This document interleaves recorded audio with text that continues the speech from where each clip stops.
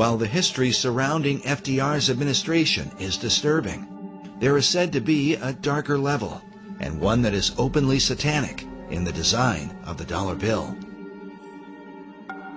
These allegations begin with a group founded in Bavaria in 1776, known as the Illuminati.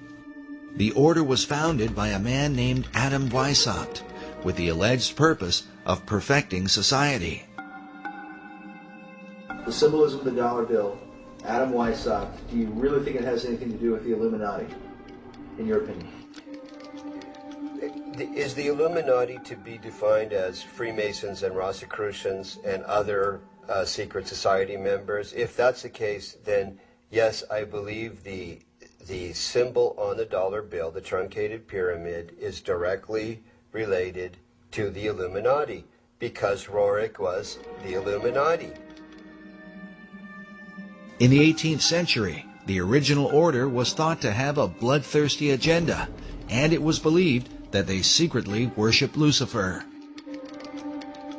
George Washington warned about the Illuminati in his letters, while Thomas Jefferson and Benjamin Franklin were thought to be members of its inner circle. Which brings us to our next speaker. He claims to have been raised in a modern Illuminati family that dates back to the 1700s. He says that, as a child, he was made to practice black magic and witchcraft. His name is Doc Marquis. My family goes back into the Illuminati all the way back to 1789. Of course, we have no way of either confirming or denying Doc's claims, but it is worth noting that he has acted as an expert on the occult for law enforcement and the FBI. According to his publisher, in the past he has appeared on and consulted for Geraldo Rivera and Oprah Winfrey, and for shows like Hard Copy, Inside Edition, and Unsolved Mysteries. Doc has been a Christian since 1979, but he says that part of his upbringing in a family that worshiped Lucifer was to be taught about the secret Illuminati symbols of the dollar bill, and that understanding them begins with the Rothschild dynasty. Meyer Amschel Rothschild had made a very interesting and profound statement. He said, "Allow me to control and issue the money of a nation, and I care not who writes its laws." And he was right. Meyer Amschel Rothschild is called the founding father of international finance. In 2005, Forbes magazine ranked him 7th on their list of the 20 most influential businessmen of all time. All this happened back in 1776, and this was during May 1st and shortly thereafter. The significance behind that is that on May 1st, 1776, Dr. Adam Weishaupt, who was a defunct Jesuit priest, who was given the chair of the professorship of religious studies at Ingolstadt University, was approached by Meyer Amschel Bauer, who would later change his last name to Rothschild, along with 12 of his most financially influential friends. They knew Weishaupt at that particular time was not only a genius when it came to the occult world, but Weishaupt also had an axe to grind, because it was the Catholic Church that just recently defrocked him. He was no longer a Jesuit priest, and he was going to send a message to them, to the monarchies of Europe, and to all other people who would try to have their will over his. What Rothschild and Weishaupt came up with was a plan to destroy the old world system of government through monarchies and the church, and to set up a new world order in its place. This is said to be the great plan of all the secret societies. So what happened? Meyer Amschel Bauer approached Weishaupt and basically told him, "We know you've got the occult knowledge and genius to put it all together. We've got the money. You do it, we'll back it." Just to paraphrase what really happened. So in 1773, Weishaupt started creating what had never been created before. The idea of Illuminism had always been around, ever since the days of Babylon, with the co-founders of being that Nimrod and Semiramis. But no one had ever been able to actualize it. However, May 1st, 1776, the Order of the Illuminati had become a reality under the auspices of Dr. Adam Weishaupt. Now, like other nations, orders, countries and such, they have their two great seals. The Order of the Illuminati does. Those two seals can be found on the back of a $1 bill. People mistake those to be the two great seals of the United States of America. They are not. Those are the two seals of the Order of the Illuminati. And I'm going to explain it to you. In order to understand the seal itself, we have to first take a look at every single thing that composites it. We look at the first part of it on our left, which would be the truncated pyramid one. Above it is a 13-letter Latin expression that says Annuit Corruptus. And directly underneath the base of the pyramid is a 3-word Latin expression, which is Novus Ordo Seclorum.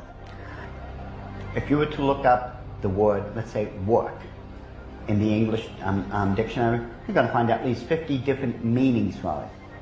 It is the same thing in Latin. Different words have different meanings. They have more than one meaning. The word seclorum, one of the definitive meanings is secular. Something that is secular is of the world. So it is proper, very proper, to translate the bottom as New World Order, the Novus Ordo Seclorum. The whole of it is saying, announcing the birth of a new world order. This would be Dr. Adam Weishaupt himself, the very first head of the Order of the Illuminati. It was Weishaupt who had himself come up with a 7-part plan to create what he called the Novus Ordo Seclorum, or the New World Order. This is the person responsible for it. The interesting thing about the front of the dollar bill is that there are 4 huge ones. There is one in every single corner.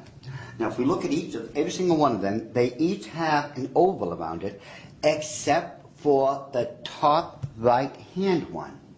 Now if we look at this blow-up version of it, you will find there's no oval. This is a shield that is surrounding the one. Now, the reason there was a shield here is because this is very similar to the original shield that was given to the Rothschild family when Baron Meyer Amschel Rothschild had become knighted in England and received the lordship. If we look across the top of this shield, all the way to the left-hand side, it drops down and forms a crescent moon. It's a crescent moon because it represents the female goddess in the occult world. At the bottom of that shield, of that lunar moon, you will see the owl. And it's very obvious. Once you take a good look at that part of the crescent moon, and it is the same Illuminati owl that is being worshipped at the Bohemian Grove in California by those members of the Bohemian Grove, where presidents, premiers, kings and queens and heads of nations throughout this world have met. You can tell just by looking at this photo, that is a 40-foot owl. It is made out of oak, and that the worshippers are surrounding that fire pit around that altar, which is easily reflected in the lake around them.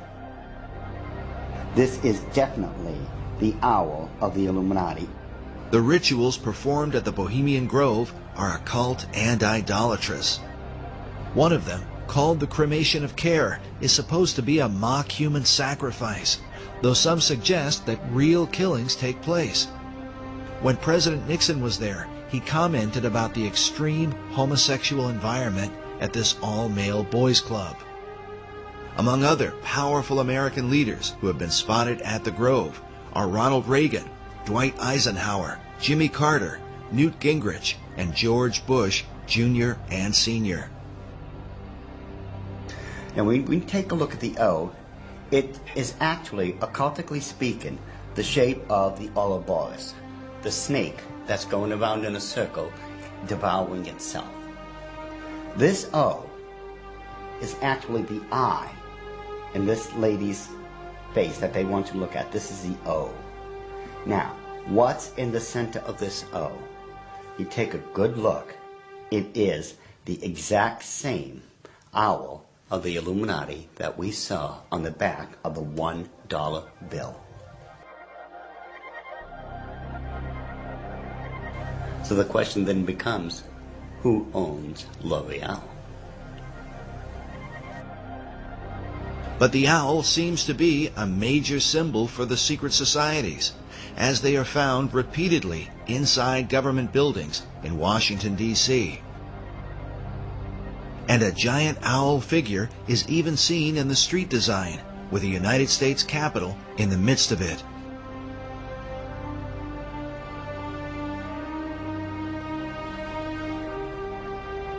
Now the Druids from the Gaelic means, Druid means men of oak.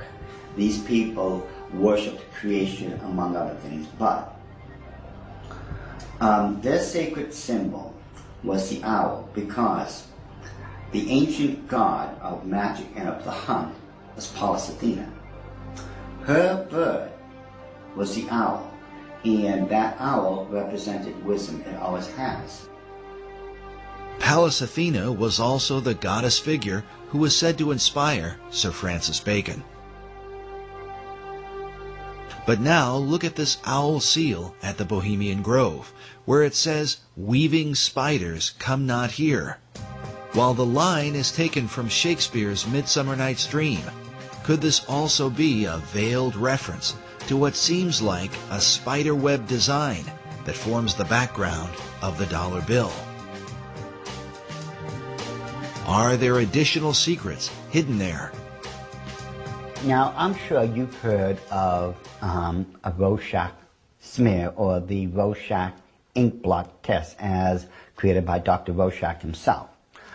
You see the ink in the forefront and everything else is in the background. This way your subconscious mind is supposed to pick up on what's on the foreground, and you're supposed to be able to tell what you are subconsciously seeing. Notice how it's very busy. Lot of intersection diagonally lines. You can't make out what's there. But let's get rid of the background noise, get rid of all the diagonal lines that doesn't belong there, and let's reverse the principle of Rorschach and take what's in the background and bring it to the forefront and see what's there. Because once we do that, we find out it's quite obvious that there is another Illuminati owl, and that it is perched on something that looks like an arrow. That is what they don't want you to see. Once you see this owl here and compare it to the other one on the left-hand side of it, it becomes very obvious that this is an owl. You can now begin to distinguish beyond all that busy signals and such that they don't want you to look through. Yet, they place there in honor of their totem bird, the owl of wisdom, which is the totem bird because their god, Lucifer, was supposed to have been the wisest of all of God's creation. Wisdom of Lucifer, wisdom into the bird, wisdom into the word Illuminati. Therefore, the chain of wisdom is followed all the way through. All right, now, did they teach you this in the Illuminati? Yes.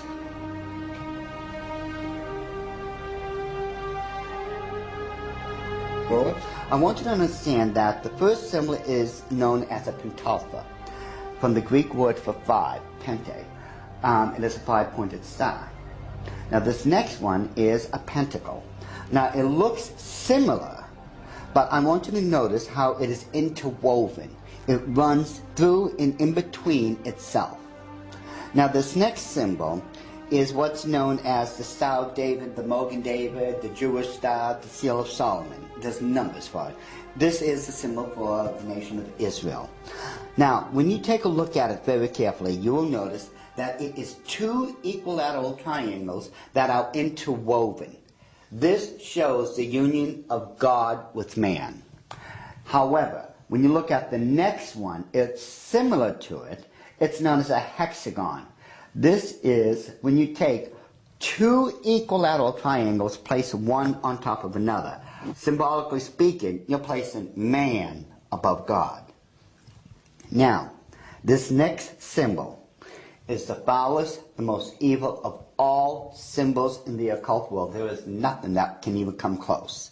It is known as the hexagram. It is the six-pointed star with a circle surrounding it. It is this symbol that must be used during high ceremonial magic or high ceremonial witchcraft when you are summoning up demons to this plane of existence. The use of the hexagram is said by Doc to be very symbolic and seems to represent the occult concept of a Christ figure, just as the Maitreya was for Nicholas Roerich and Henry Wallace. But what Christ do they mean? Doc believes the pattern of hexagrams in the design of the dollar bill provides the clue. If we take a look at the 13 stars directly above the head of the eagle and connect the dots, you will see where the very first hexagram is located. And if you notice that surrounding the hexagram is the 28 guidelines that make a circle.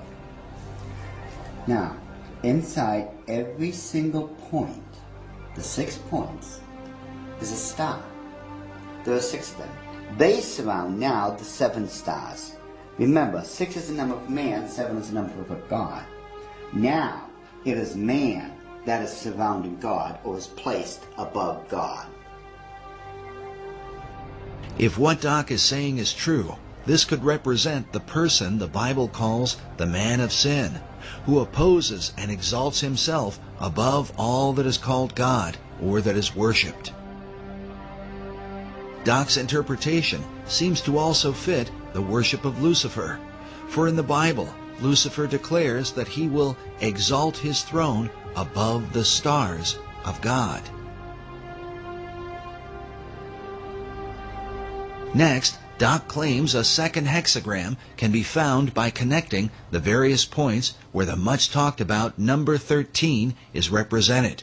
And don't try to tell me it's the 13 colonies. There are 13 stars above the eagle's head, 13 stripes in the shield, 13 leaves on the olive branch, 13 arrows in the eagle's talon, and then 13 letters in the phrase E pluribus unum, which makes for 2 points on either side of the eagle's head, for the 6 points total of the hexagram. If we take a close look at the same seal and connect all the 13 together, just like we did when we were kids, when we were playing that game, connect the dots. Once we connect all the 13s, it becomes very apparent where the second hexagram can be found. And this one, which is very obvious, already comes with a circle around it.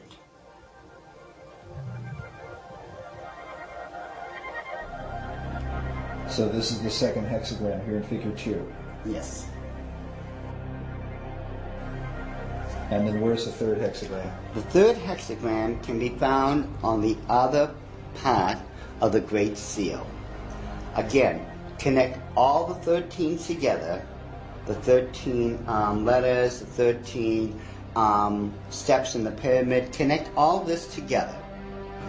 And you'll note, with the circle that's already there, it forms the third hexagram.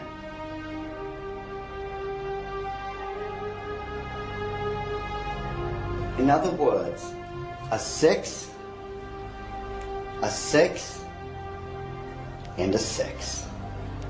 A 6, 6, 6.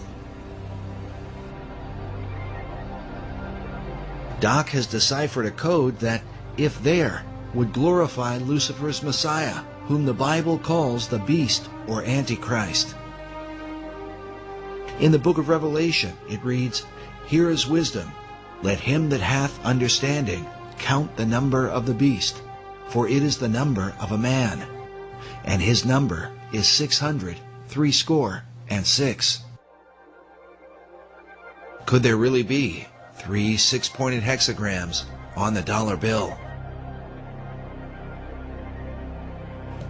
Once we start at the base of the pyramid, which is the foundation of all things, and follow the design of the hexagram itself, you're going to find out something very startling. We go from the M and follow the symbol all the way up to the A. The A cuts directly underneath the eye of Lucifer all the way to the S. The S connects all the way down. It goes in between the V and the I and connects all the way to the O. And following the symbol, the O connects up and over along the symbol of the hexagram to the word N. In perfect sequence, it's M-A-S-O-N, Mason. It's not what a lot of other people have espoused, that the symbol connects down to the M in seclorum and that the word is an anagram or something like that. Those people who are doing that obviously don't know what they're talking about, or they don't know how to plagiarize me correctly. Because the order of the Illuminati have stated, and always will state, this is perfectly spelled out to be M-A-S-O-N, Mason. This points conclusively that the Masons have been involved in the order of the Illuminati. This was back during the Council of Wilhelmsbad, which would have been July 16, 1782.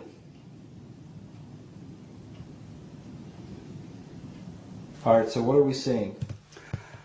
Now, if we look at the bottom one of the reverse side of the dollar bill, you'll see on the right-hand side that, again, there's a lot of busy intersecting diagonal lines. Yet, if we apply the same principle we just used to reveal the hidden hours of the Illuminati and apply it, we will find that there is now a skull-faced winged demon. And it is very obvious, once you take away the background, the busy noise, it becomes very apparent what it is and that it's been there all along. And if we just simply go and enlarge that section, just start with a small one, and just keep enlarging it, and enlarge it even more, even with the background noise there, as I call it, I think it becomes very apparent what we are now looking at. That it is still a skull-faced winged demon. And it is these demons that are protecting and blessing the 2 great seals of the Order of the Illuminati. And it would make perfect sense that it had to be demons used to protect these seals, since I am convinced it was those same demons that handed them over to Thomas Jefferson when they first created them. I am convinced, beyond all doubt, that that indeed was a demon sent up from the bowels of hell, probably under the direct orders of Lucifer himself.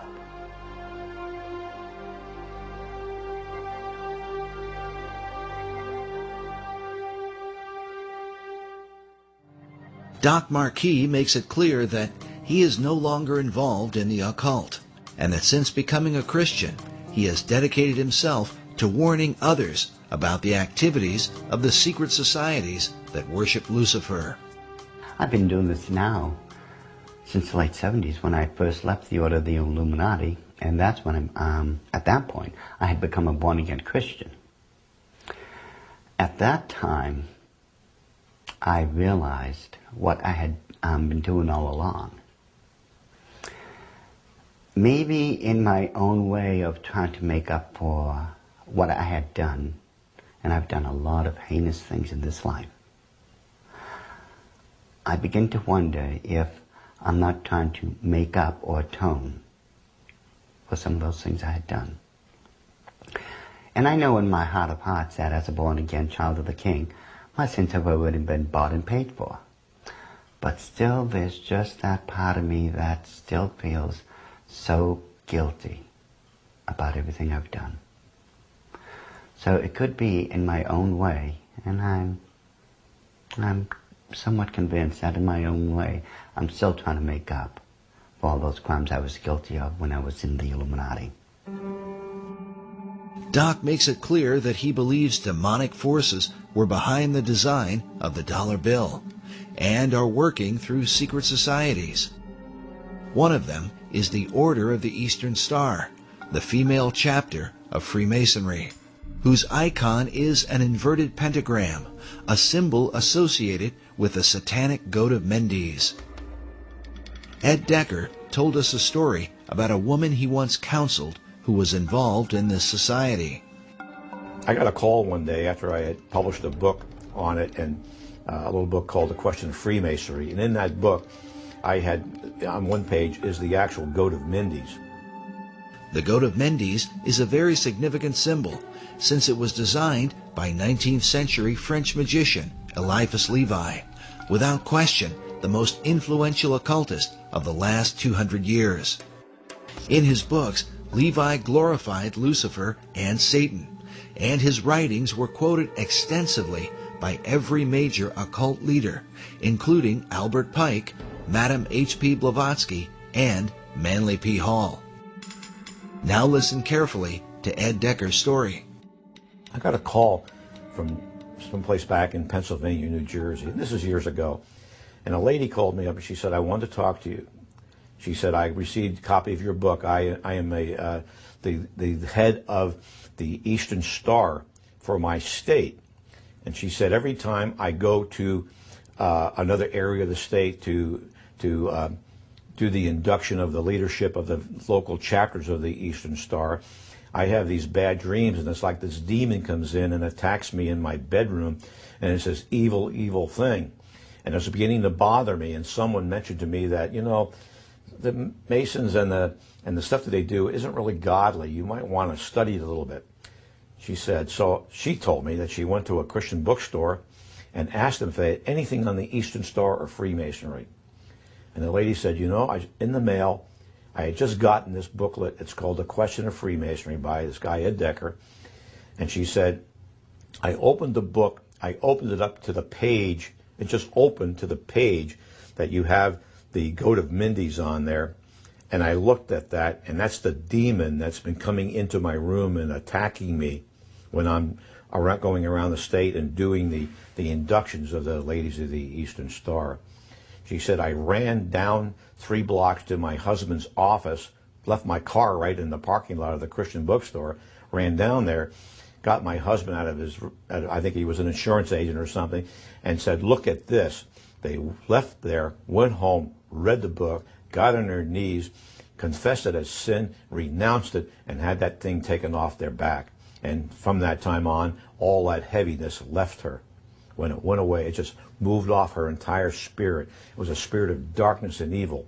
And it was the goat of Mendes, the same thing that's on the Medal of Honor, the same thing that's built into the Capitol and the Mall and the White House, built in there. It's the same evil spirit.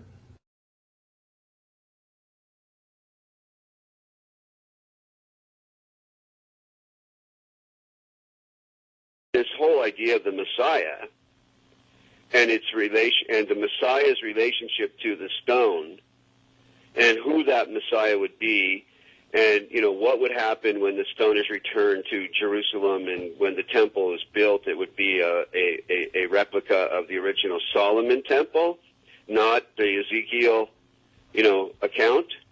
Which is what most Jews believe, the Ezekiel account. No Jews believe that the Solomon's temple is going to be rebuilt in that architectural style. But the Masons believe, if I understand them right, that when that stone finds its way to Jerusalem, it's one of the last items necessary, and that there are certain rabbinical orders that I've met today that are anticipating its return. once it returns, then they proceed with a blueprint to take the Temple Mount and put up what they consider to be the final temple that Ezekiel described. But the stone it's all pivotal upon the return of this stone, because Solomon brought that stone in the traditions and legends in Judaism into his original temple, and upon it the incense was burned in the fire pan.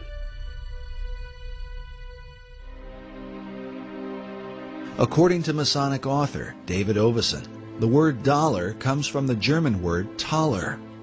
While there are many Taler designs, one in particular is mentioned, with the image of Jesus Christ crucified on one side, while the reverse bears the image of a serpent on a cross and a reference to the book of Numbers from the Old Testament.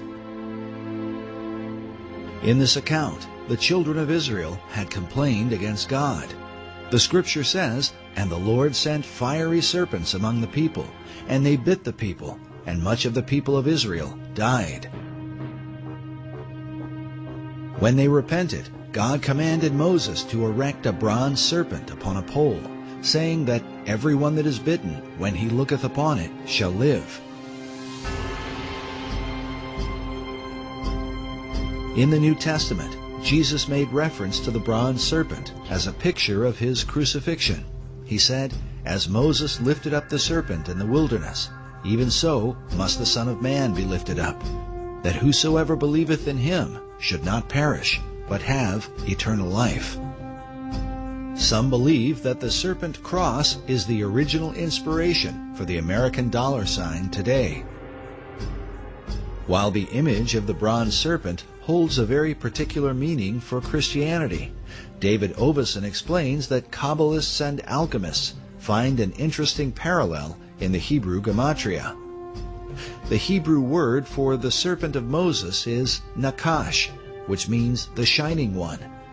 The numerical gematria for Nakash is 358. This is also the numerical equivalent for the Hebrew word Mashiach, or Messiah. Oveson claims that these numerical equivalents allowed magicians to draw a connection between the brazen or bronze serpent and the Messiah. But exactly what Messiah do they mean? The phrase e pluribus unum, or out of many, one, appears in the banner held in the mouth of the American eagle. The word one appears a total of 7 times on the dollar bill. Oveson writes, "In magical numerology, the number 7 is regarded with a special veneration. Certain texts that deal with the meanings of numbers insist that 7 stands for the complete temple." The temple he refers to is the ancient temple of God, built by King Solomon in the city of Jerusalem. Oveson goes on to say that the concept of a complete temple is symbolized by the unfinished pyramid of the Great Seal, where the symbol of a Messiah figure is also shown with the all-seeing eye, representing the capstone that will one day complete the pyramid. In other words, when the Messiah emerges, then will the temple be complete. But just who this Messiah will be is the subject of intense debate, and the clues to his identity are said to be related to the temple itself. The site of Solomon's original temple at the Temple Mount in Jerusalem is still considered a sacred and holy place. Buildings are sacred in religions. Religious buildings are sacred. So Solomon's temple is sacred. The Knights Templar were specifically named in reference to this ancient site. They were known as the Poor Knights of Christ and of the Temple of Solomon. The Knights Templar lived on the Temple Mount. Today, the Temple Mount has on it the Dome of the Rock and Al-Aqsa Mosque. The Knights Templar had their headquarters in Al-Aqsa Mosque when they were there. So the association between this arcane direction and tradition in Europe with the Knights Templar and the temple of the Temple Mount is direct. The sacred nature of the temple was handed down from the Templars to the Freemasons, who are said to have originated from the ancient knights. Masonic philosopher Albert Pike wrote that every Masonic lodge is a temple of religion. Another Masonic philosopher, Albert Mackey, wrote that of all the objects which constitute the Masonic science of symbolism, the most important, the most cherished by the Mason, and by far the most significant, is the Temple of Jerusalem. The spiritualizing of the temple is the first, the most prominent, and the most pervading of all the symbols of Freemasonry. Take from Freemasonry its dependence on the temple, and the system itself would at once decay and die. According to David Oveson, who is himself a Freemason, the dream of a rebuilt temple in Jerusalem is the true symbolism of the unfinished pyramid on the back of the dollar bill. But is it merely a coincidence that these symbols would end up on the foundation of America's currency? Is there a further connection with Solomon's Temple and the mysterious Knights Templar? The Templars were there on the Mount. They lived on the Mount. So they were living a dream. And the dream is the same dream Christopher Columbus had and wrote about extensively in returning to Jerusalem with the gold from the Americas to build the temple. Was this the true purpose of Columbus's voyage, to finance the rebuilding of Solomon's Temple? And was this desire handed down from the Templars to Columbus to modern Masonry? As we have shown before, the ships of Columbus sailed with a red cross on a white background, the symbol of the Knights Templar. But despite the interest of Templars and Freemasons, the original temple begins with the Jewish people. The temple was critical to Judaism. It was the heart of Judaism. The first Jewish temple, built by King Solomon, was destroyed by the Babylonians in 587 BC. The temple became a necessity for the existence of Judaism. So when it was destroyed, the longing for another temple in the Babylonian exile was, primary. The foundation for a second temple was laid by Zerubbabel when the first Jews returned from their captivity in ancient Babylon. First thing, when Jews are able to return, they build a temple. There's Zerubbabel and Ezra and Nehemiah come together. There's a temple built. It's added onto over the centuries until you end up with Herod's temple. This second temple was in existence during the time of Christ and the apostles. But it would also be destroyed, a terrible event that Jesus himself had prophesied. The scripture says that the disciples came to show Jesus the buildings of the temple, and Jesus said unto them, See ye not all of these things? Verily I say unto you, there shall not be left here one stone upon another that shall not be thrown down. And when ye shall see Jerusalem compassed with armies, then know that its desolation is nigh. And so it came to pass that the second temple was destroyed with the fall of Jerusalem in 70 A.D. Yet in the aftermath of its terrible destruction would emerge the dream for a third temple, and what some believe will be the final temple of all time. This arcane connection to Freemasonry has its roots in the longing for the temple, the longing for the final temple, for the ultimate temple where Hagoyim, where non-Jews pray with Jews, as the old books, the last old books of the Old Testament predict will happen. When does that temple get built? The idea of a final temple is shared both by Jewish leaders and the Freemasons. Yet the two groups disagree on exactly what the final temple would be. There is a common history here and a common longing. They'll never end up with the same temple. Jewish wishes for the final temple really don't resemble what Masons want to have built on the Temple Mount, which is a replica of Solomon's temple. With their mysterious rituals and secret practices, the Masons are often accused of intoxicating the world, making it drunk with ideas of a new age and a new world order, all of which are engineered toward the fulfillment of the new Atlantis envisioned by Sir Francis Bacon. Could it be that this is what lies behind the concept of a third and final temple? It, to me, makes perfect sense that the new Atlantis, as understood in the Baconian tradition, involves the final temple, the spiritual headquarters, if you will, of the new Atlantis. The idea of that temple is central to Freemasonry, the Knights Templar, and of this there is no doubt. They've all expressed it. All these arcane societies have let it be known that this is really ultimately a central goal. They seem to all gravitate toward there being a temple, a need for a temple, except Orthodox Muslims who say, no, we're the last religion. These buildings are fine, thank you very much.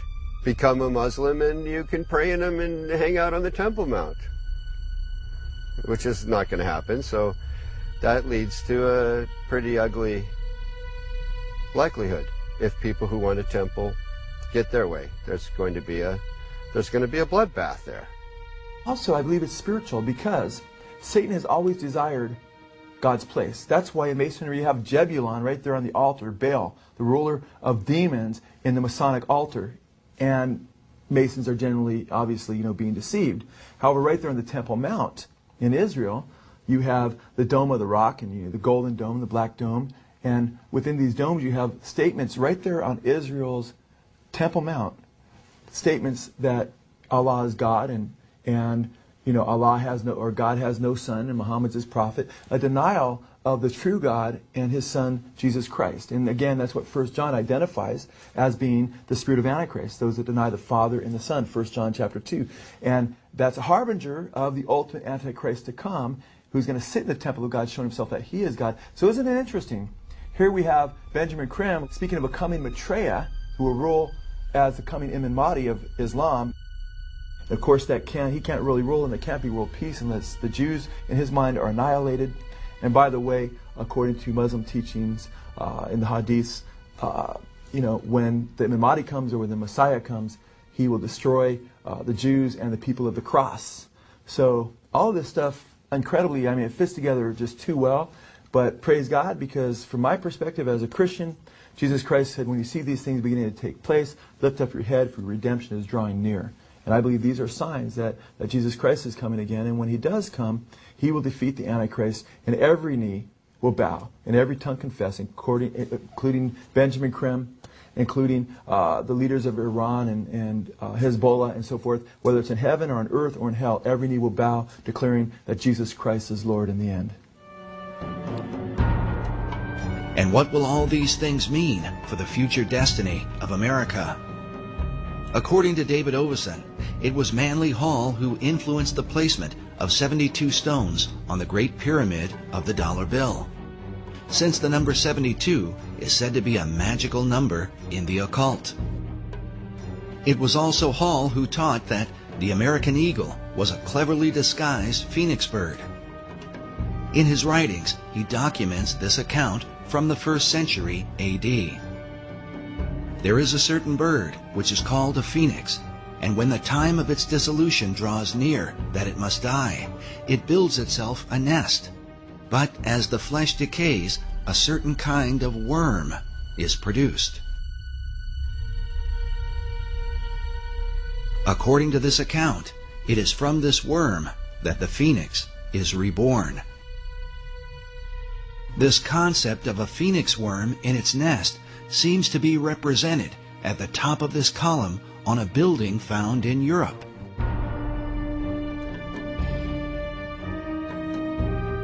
But in Washington, D.C., up at the tops of the 72 columns of the National Archives building, we find nearly identical carvings, all perched beneath the throne of destiny itself.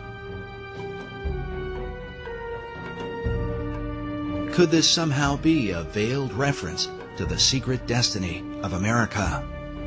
Watching the strength of the American dollar decline, we consider America's founder, George Washington. Around his image on the face of the dollar is said to be an omega symbol, signifying the end. But what end? Many researchers have come to believe that the plan of these Luciferian societies is that, like the phoenix of old, the America that we know will ultimately be destroyed, and that from her ashes will be born a new world order.